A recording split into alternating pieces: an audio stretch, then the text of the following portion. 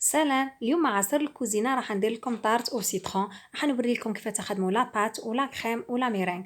بالنسبه لابات كي تحطوا طيبوها مش راح تطيح لكم وتبقى هي. نبداو على بركه الله. بسم الله. نبداو بلا بات سابلي. عندنا 125 غرام مارغرين، رشه صغيره ملح، مغرفه صغيره لافاني، زوج مغارف كبار حليب باش تعطينا ديك الحموريه، مبشور حبه ليمون، وصفار بيضه، و50 غرام سكر جلاسي، وشويه نتاع فرينه. الفرينه ما وزنتهاش. في كاسرول حطيت المارغرين، حطيت عليها السكر، حطيت صفار بيضة ومبشور ليمونة، خلطهم شويه. ديما الزبده والبيض والسكر لازم يدخلوا مع بعضهم مليح، وحطيت عليهم ثاني رشه الملح. نتوما حاولوا رشه الملح حطوها مع الاول، انا نسيت. وخلطوا حتى تولي لكم ان كريم. شوفوا كيفاش حصلت عليها. نبداو نشفوا بالفارينه. نجيبوا صفايه، حطيت مغرفه صغيره نتاع لافاني ثاني ديما تعقبوها في الصفايه اون سي جامي كاش ما تلقاو حبيبات. ومام الفارينه ثاني ديما تعقبوها في الصفايه. تحطوا كميه صغيره من الفارينه تعقبوها في الصفايه، وابداو لموا العجين نتاعكم حتى تحصلوا على عجينه طريه كيما تاع لابات سابلي بنفس الطريقه يعني.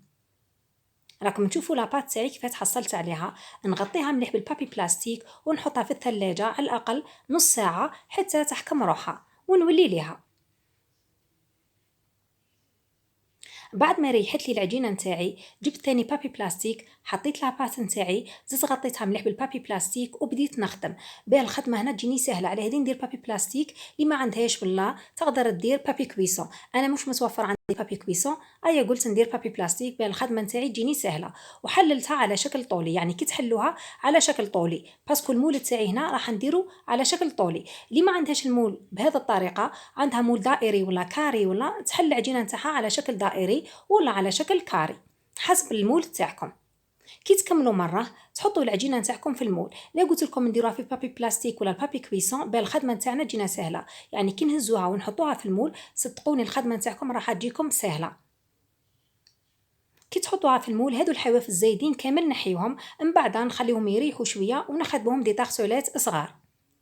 ميم العجينه نتاعكم تكون شويه تتقطع ولا ما تخافوش، حاولوا تلصقوها في بعضها. يعني العجينه لصقوها كامل في بعضها بهذه الطريقه. انا هنا شويه تقطعت لي راني نلصق فيها، وميم اني نعدل فيها مليح وتعدلوها مليح في المول نتاعكم باه من بعد تجيكم مليحه وتجيكم كامل كيف كيف. وميم كي تحلوها ما ديروهاش رقيقه بزاف، وثاني ما ديروهاش خشينه بزاف، حوالي 1 سنتيم ولا.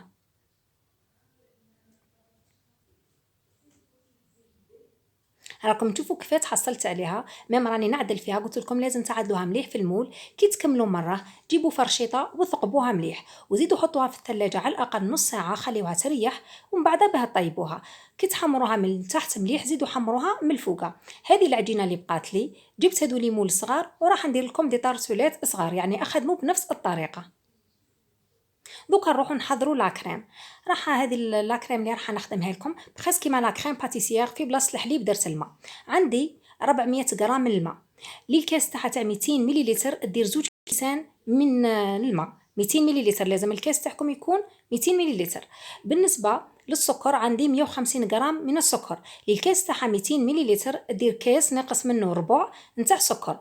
ومبشور حبه ليمون تحطوها فوق النار غير تغلي لكم برك تطفيو عليها. هذا هو السيرو الاول اللي خدمته. من بعد في كاسرول جبت زوج صفار بيض، حبه بيض كامله، 80 غرام من النشا. يستحسن يعني يكون عندكم الميزان باه توزنوا كلش، باسكو لا باتيسري والكاطو كي تتوزن خير. وجبت ثاني 100 غرام من عصير الليمون. الكاس تاعها تاع 200 مليلتر دير نصف كاس نتاع عصير الليمون. تخلطوهم شويه حوالي دقيقه ولا برك، يعني حتى جميع المكونات يندمجوا مع بعضهم، وتبداو تحطوا لهم في هذاك السيرو اللي خدمتوه. السيرو كي تحطوه حطوه غير بشويه برك باه البيض تاعكم ما يطيبش. راكم تشوفوا حطيت شويه حوالي زوج مغارف ولا، وخلط بالباتور. زدت حطيت شويه وخلط، ومن بعد باه كملت السيرو تاعي كامل. ميم كي تخلطوه بالباتور ما تكثروش التخلاط بزاف، يعني غير شويه برك حوالي ثواني ولا برك هذا ما كان. واللي تحب تخدم غير بالفوي تخدم بالفوي. انا الباتور تاعي كان مجبود على هذه خدمت بالباتور. كي تكملوا مره في نفس الكاسرول تاعكم صفيوه. ديما صفيو اون سي جامي كاين الشوائب تاع النشا ولا تحكم من الصفايه لازم تصفيو. يعني هذه بديهيه في لاباتيسري لازم تصفيو. بعد ما صفيتها نقلبها على النار ونبقى نخلط. السر تاع لا كريم باتيسيير باه تجيكم مليحه يعني لازم الكاسرول تاعكم تكون ثقيله باه ما تحرق لكمش. طيبوها على نار ذليله وميم ثاني بقاو خلطوا باه ما دير لكمش هذوك الحبيبات بالفوي، تبقاو تخلطوا حتى تعقد لكم مليح وتغلي الطفيو عليها. تغطيوها مليح بالبابي فيلم، لازم من البابي فيلم تلصقوه في لا كريم نتاعكم وتخليوها تبرد. كي تبرد لكم نحيوها حطوها في كاسرول وحطوا عليها 100 غرام من المارغرين ولا الزبده. كي تحطوها حطوها على زوج دفعات.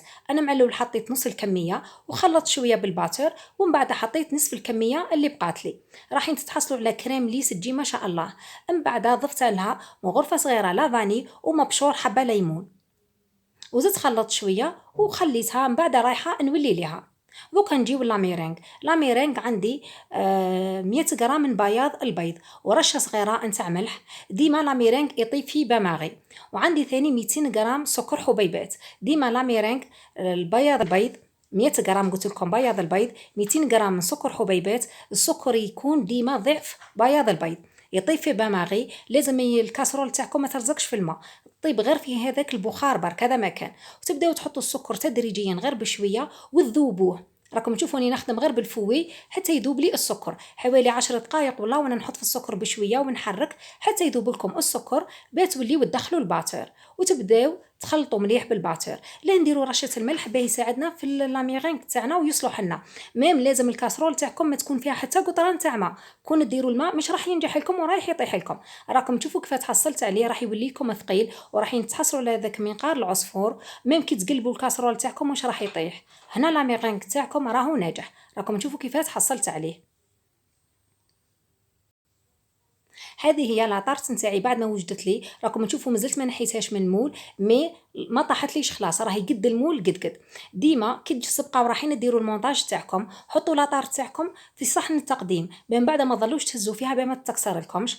انا حطيت عليها لا كريم هذيك اللي خدمتها قلت لكم كريم باتيسيير بالسيترون. حطيتها ومن بعد زينتها لاميرينغ خدموا كيما راكم حابين. انا درت في ان بوش وخدمت بهذه الطريقه يعني التزيين يبقى اختياري. انا هنا لابوش تاعي راهي ناقصه يعني عيانه شويه على هذه درت هذا التزيين. اللي عندها ان بوش مليحه تقدر تزين كيما راهي حابه. ميم حاجه واحده اخرى ثاني بالنسبه للاميرينغ ما تكثروش بزاف ديروا غير دي غوزاس صغار برك ما تكثروش بزاف. كي تكملوا مره جيبوا شاليمو وحرقوها. لازم تحرقوا لاميرينغ تاعكم. اللي ما عندهاش شاليمو تخدم بالبريكي تكون كاليتي مليحه ودير برك باسكو راح يتحرق لكم فيه السكر راح يتحرق لكم فاسيلمون. كي تكملوا مره زينتوا بالاوراق نتاع النعناع وشويه نتاع قارص باسكو هذه لاطارت يصلح معاها غير النعناع ما يجي معاها والو. هادو هما لي طارت ولات نتاعي. شوفوا كيف تحصلت عليهم شوفوا كيف طيبتهم حمر جاو ما شاء الله. شهيتكم في الجنة.